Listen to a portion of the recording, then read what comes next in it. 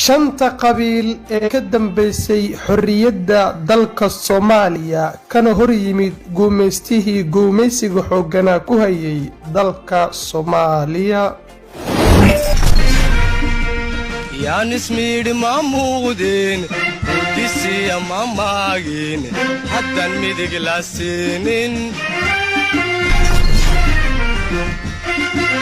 bortaqiis ma mariyeen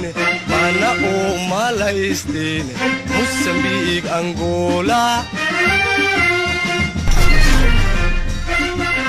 yaan ismiidhi maamuudeen disiya maamaageen haddan midig la siinin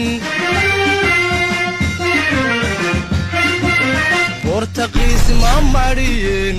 mana oo malaysteen Mozambique Angola mindihi qarsoona ini lagu miraayay mindihi qarsoona